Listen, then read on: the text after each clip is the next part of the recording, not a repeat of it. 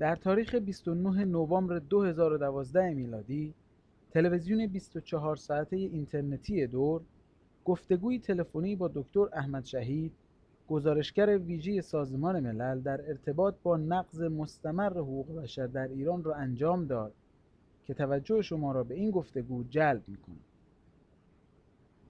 At first, regarding your recent third report as a special rapporteur, what are the last developments which we should focus our attention on? What is your resume in this report?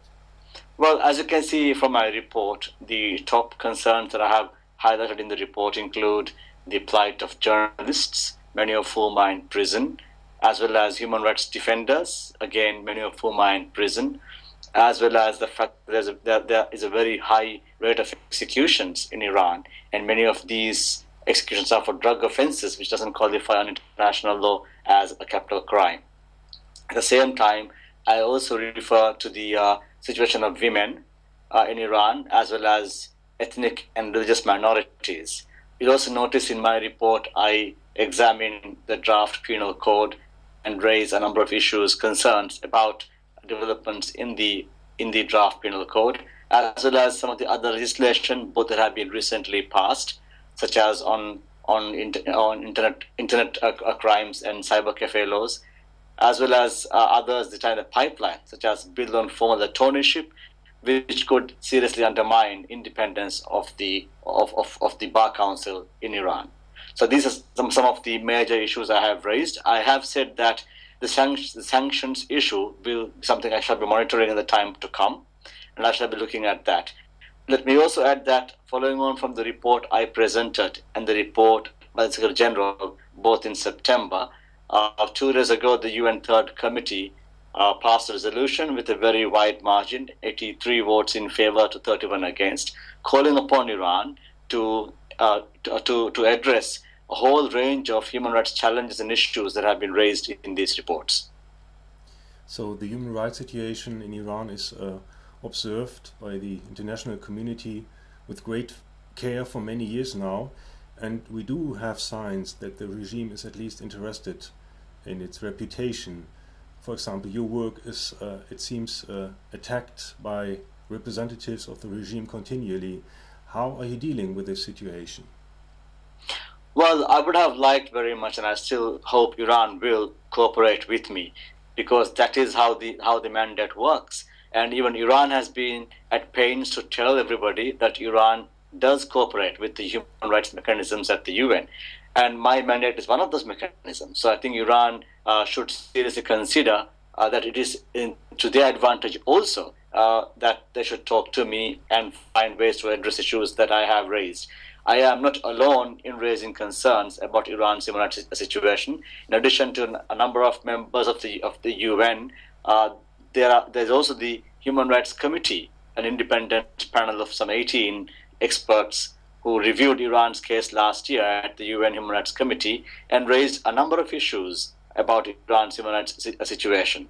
And of course, if you look at Iran's Universal Periodic Review, which was done by the Human Rights Council 2.5 years ago, again, there were a large number of issues raised by the members of the council, to which, of course, Iran agreed to address, in the next, in the ensuing period. Now, we have had 2.5 years pass, so I think Iran should consider becoming more transparent about the way they are addressing this. Of course, like you pointed out, Iran has been quite sharply critical of my mandate, but I think the criticisms are not founded, aren't well founded, because they should be talking to me if they want to have their perspective better reflected in my reports than they are at the moment. But I have been very fair, I have been very honest, I have been very rigorous in how I analyze my data, and I have yet to be shown if any of the matters I have mentioned in my reports are not accurate. And I will call upon Iran to engage with me in this regard. The group of representatives of the European Parliament has recently cancelled its visit in Tehran with regard to the situation of Jafar Panahi and Nasrin Sotoudeh. How do you feel? Is it a helpful reaction to act this way and cut connections to the regime? Well, I think if countries are to have human rights dialogues with Iran, then they should also be mindful that these dialogues produce results that are mutually beneficial to both countries concerned. I think the delegation's request to be able to visit Jafar Panahi and Nasrin Sotoudeh was a reasonable request because they have both been awarded the Sakharov Prize. So I think it is usual for countries who wish to have good relations and better dialogue with the other countries to actually engage them at that level. So I think countries who want to seek to talk to Iran must see that dialogue is meaningful, is substantive, and does produce results. Otherwise, I think we might have, as in the past, situations in which countries talk to Iran, but the dialogue is without any substance, and Iran claims, of course, that they have been talking to these countries. So I think it'll be important that should countries embark on human rights dialogue with Iran, that they should be meaningful, substantive, and designed to achieve results. If these conditions were available, then I think delegations should visit. If, however, if these delegations are to become just a publicity stunt for the government in Iran, then I think human rights defenders in the country and many of those victims of human rights abuses will feel very disheartened that their issues have not been addressed, while the government is seen to be engaging with the global community. It seems that the power for improving the human rights situation in Iran must finally come from the people of Iran themselves. Which are, in your point of view, the groups of opposition in Iran or in exile that should be supported more by European governments? I think in every country, the civil society has a very important role to play in ensuring human rights standards are well maintained. Likewise, there are state institutions which also need to be strengthened in terms of human rights safeguards and practices, so as to improve a country's human rights record.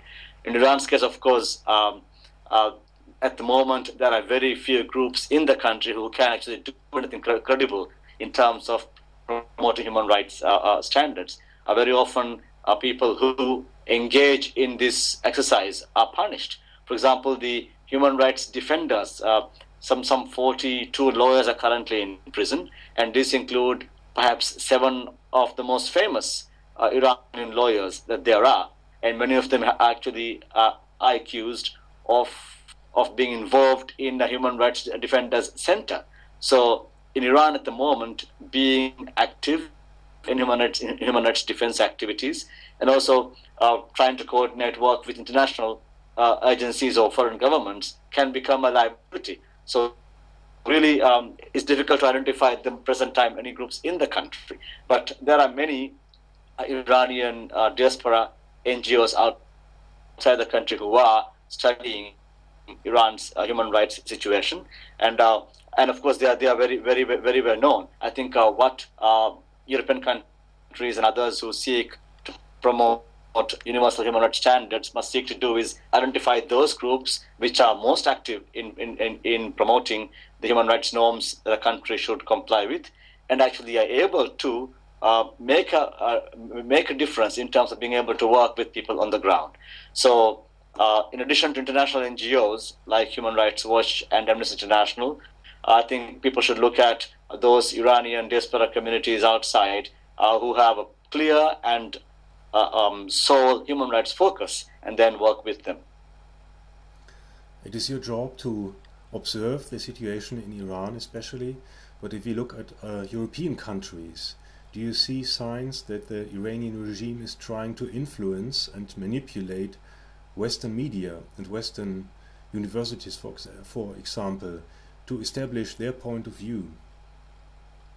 Yes, I think I've always maintained a country of the size and wealth of Iran would really care about its reputation. That's why the resolution at the UN 2 days ago is such an important victory for the people of Iran, because then Iran will respond to issues that are raised in that.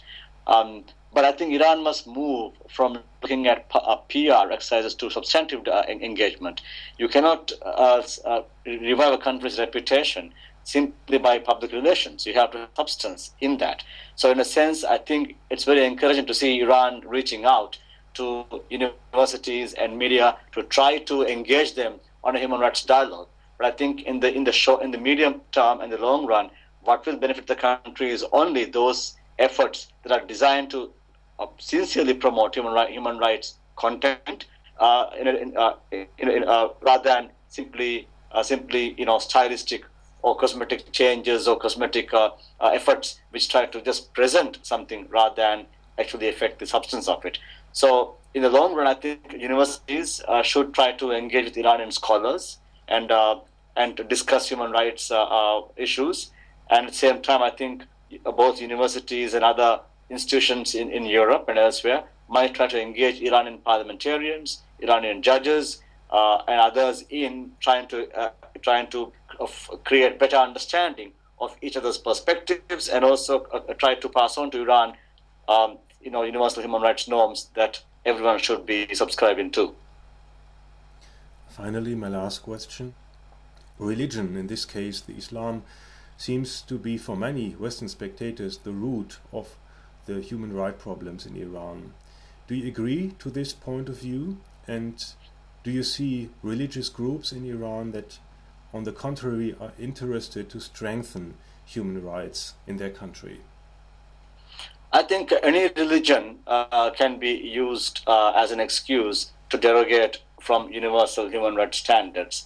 I don't think Islam is fundamentally opposed to human rights. There are many who argue that with modern readings of Sharia law, that basic human rights norms can be established even in Muslim countries. If you look at the OIC, which has 55 member states, only very few of them actually implement the hudud penalties, and a large number of them subscribe to numerous human rights treaties, such as the ICCPR, Women's Convention, and so on. And large number of them do not have any problems with regard to international human rights norms. So I don't think Islam per se is the problem.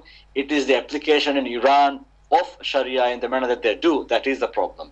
And there are a few countries in the world who have a very narrow reading of Sharia and Islam that produces this kind of tension between human rights and Islam.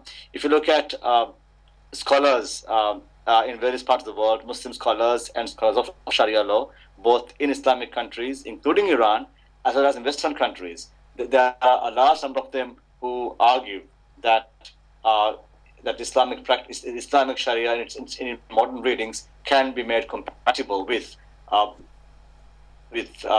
basic human rights norms. So I think Iran is using Islamic Sharia arguments only as an excuse to not perform its obligations of international law. And I think at the present time, as with some other countries, people with radical ideas feel that they can use religion to political advantage by pitching religious arguments against universalist norms. If you look at my mandate, and if you look at the work I have produced, I argue that human rights are universal, and that regardless of cultural context, the basic human rights norms must be honored.